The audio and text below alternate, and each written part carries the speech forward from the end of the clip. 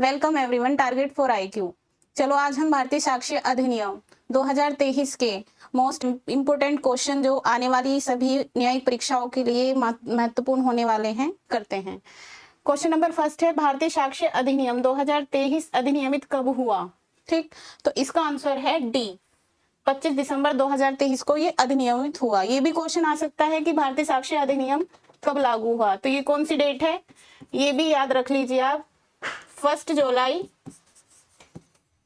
2024 को ये लागू हुआ। ठीक, सेकंड क्वेश्चन है, भारतीय साक्ष्य अधिनियम 2023 को कितने भागों एवं कितने अध्यायों में विभाजित किया गया? तो कितने, इसका ऑप्शन है डी, 4 भागों में 12 अध्यायों में विभाजित किया गया। इससे पहले जो इंडियन एविडेंस एक्ट 1872 था उसमें 3 भाग और 11 अध्याय थे।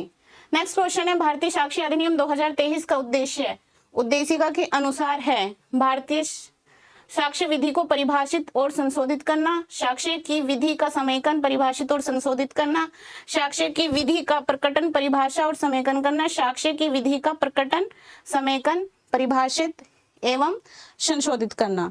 तो इसका है साक्ष्य विधि का समेकन, परिभाषित एवं संशोधित करना। ठीक, नेक्स्ट क्वेश्चन है हमारा,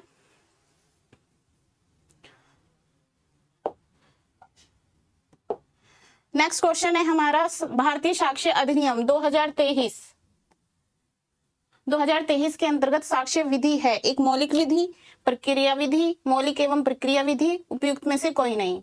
तो ऑप्शन बी, प्रक्रिया विधि। उसके बाद है भारतीय साक्ष्य अधिनियम 2023 लागू होता है। ऑप्शन नंबर 1 प्रशासनिक अधिकरण की कार्यवाही पर, मध्यस्थ की कार्यवाही पर, अवमानना की कार्यवाही पर, उपयुक्त में से कोई नहीं। ऑप्शन सी इज राइट, अवमानना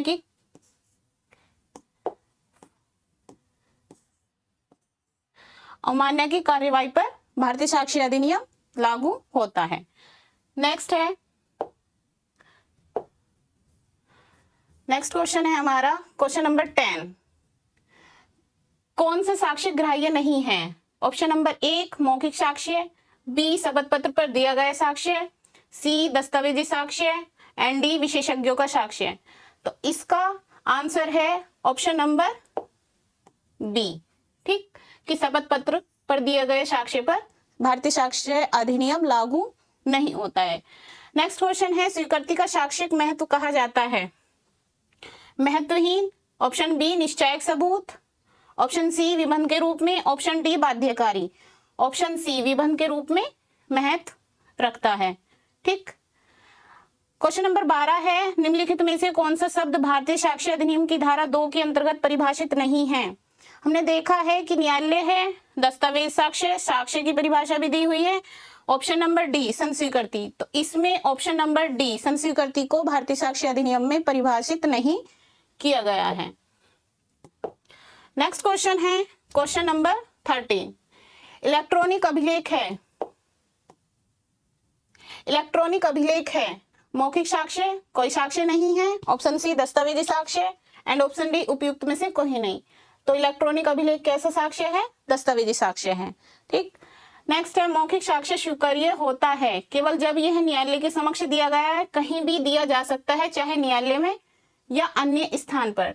जब यह विचारण और अनुसंधान में दिया जाए, जब यह अनुसंधान में पुलिस अधिकारी के समक्ष दिया जाए। तो इसका जो आंसर है, जो इसका राइट आंसर होगा, ये होगा ए, केवल जब यह न्यायालय के समक्ष दिया जाए। क्वेश्चन नंबर 15 है, अमुक स्थान में अमुक क्रम में अमुक पदार्थ व्यवस्थित है। यह क्या है? एक तथ्य है। नेक्स्ट है भारतीय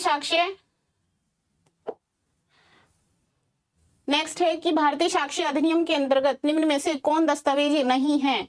चलो देखते हैं इसके ऑप्शन है, किसी इमारत पर लगे पत्थर पर खुदा हुआ लेखन, एक फोटोग्राफ, किसी मोबाइल अथवा कंप्यूटर से भेजे गए संदेश का प्रिंट आउट, किसी आरोपी से पुलिस द्वारा बरामद चाकू जो न्यायालय में साक्ष्य के रूप में प्रस्तुत किया गया हो। तो इसका जो राइट आंसर होगा ये होगा ऑप्शन नंबर डी। क्या है D option?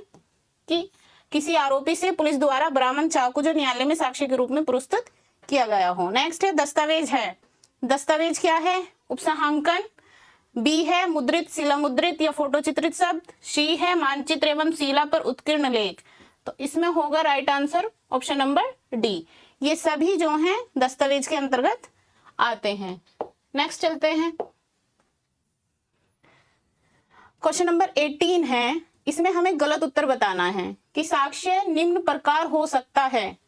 Option number A है प्रत्यक्ष अप्रत्यक्ष, बी है प्राथमिक एवं द्वितीय, सी है मौखिक एवं दस्तावेजी साक्ष्य, प्रक्रियात्मक एवं सारवान साक्ष्य। तो आप लोग कमेंट्स में बताइए कि इसका सही आंसर क्या हो सकता है। ठीक है, तो इसमें गलत आंसर पूछा है। प्रत्यक्ष अप्रत्यक्ष भी है, प्राथमिक द्वितीय भी है, मौखिक और दस्तावेजी है, लेकिन जो ऑप्शन डी है प्रक्रियात्मक एवं सारवान ये साक्ष्य के अंतर्गत नहीं आता है। नेक्स्ट क्वेश्चन है हमारा क्वेश्चन नंबर 19। ये कह रहा है भारतीय साक्ष्य अधिनियम 2023 प्रत्यक्ष रूप से उल्लेखित नहीं है। भारतीय साक्ष्य अधिनियम 2023 प्रत्यक्ष रूप से उल्लेखित नहीं करता है। क्या नहीं करता है? ऑप्शन नंबर ए है मौखिक साक्ष्य, बी है दस्तावेजी साक्ष्य, सी है द्वितीय साक्ष्य एंड डी है परिस्थितिजन्य साक्ष्य। तो इसमें हम दोबारा देख लेते हैं एक बार सही से क्वेश्चन कि भारतीय साक्ष्य अधिनियम 2023 प्रत्यक्ष रूप से उल्लेखित नहीं करता है। इसमें कहा है कि उल्लेखित नहीं करता है, मतलब कि हमें ये नेगेटिव सेंस में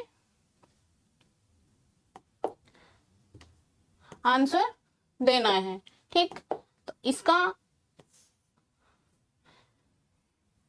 नेगेटिव सेंस में। तो क्वेश्चन नंबर 19, ठीक, 19 का आंसर होगा क्या? मौखिक साक्ष्य भी होता है, द्वितीय साक्ष्य भी होता है, लेकिन जो परिस्थितिजन्य साक्ष्य का उल्लेख नहीं करता है। ऑप्शन नंबर, चलो अब क्वेश्चन नंबर हम 20 देख लेते हैं। निम्नलिखित में से कौन सा दस्तावेज है? निम्नलिखित में से कौन सा दस्तावेज है? उपसंहांकन, रेडियो प्रसारण, अपवचन, दूरभाष पर बातचीत। तो कौन सा दस्तावेज है? अभी हमने देखा था option number A. Option number A है उपसंहांकन। ये क्या है? ये एक दस्तावेज होता है। क्वेश्चन नंबर 21, एक तथ्य जिसे न तो साबित किया गया और न ही न साबित किया गया, इसे क्या कहते हैं हम? साबित नहीं हुआ। नेक्स्ट है न्यायालय को यह विश्वास है कि तथ्य अस्तित्व में नहीं है से अभिप्रेत है। साबित, न साबित, साबित नहीं हुआ, उपरोक्त सभी। तो न्यायालय को यह विश्वास है कि तथ्य अस्तित्व में नहीं है से अभिप्रेत है, ना साबित। नेक्स्ट चलते हैं क्वेश्चन नंबर 23।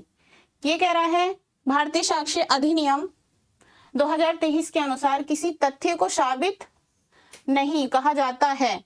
कब नहीं कहा जाता है? किसी तथ्य को साबित नहीं कहा जाता है जब वह अनिश्चित हो, वह न साबित हो जाए, वह न साबित हो और न ही न साबित हो, इनमें से कोई नहीं।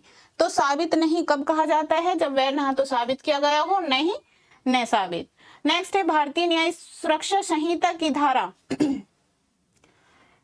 183 के अंतर्गत संस्वीकृति से भिन्न अभिलिखित कथन कैसा होता है? इसके ऑप्शन हैं साक्ष्य का सारभूत भाग, सारभूत साक्ष्य नहीं है, सारभूत साक्ष्य है या नहीं है, यह परिस्थितियों एवं तथ्यों पर निर्भर करेगा। ऑप्शन डी है इनमें से कोई नहीं। ठीक, तो इसमें क्या है? ये पूछ रहा है कि भारतीय न्याय सुरक्षा संहिता की धारा 183 के अंतर्गत संस्वीकृति से भिन्न अभिलिखित कैसा है? सारभूत साक्ष्य नहीं है। ये होगा हमारा राइट आंसर। नेक्स्ट है तथ्यों की सुसंगति का प्रावधान निहित है। तथ्यों की सुसंगति का प्रावधान निहित है भारतीय साक्ष्य अधिनियम की धारा 3 से 50 तक, भारतीय साक्ष्य अधिनियम की धारा 6 से 54 तक, भारतीय साक्ष्य अधिनियम की धारा 7 से 56 तक, भारतीय साक्ष्य अधिनियम की धारा 8 से 55 तक। तो इसका राइट आंसर क्या रहेगा? राइट आंसर होगा ऑप्शन नंबर ए, भारतीय साक्ष्य अधिनियम की धारा 3 से 50 तक। ठीक है, इतनी बात आपको समझ आ गई होगी। आज के लिए इतना करते हैं, आगे का हम कल करेंगे। Thank you everyone.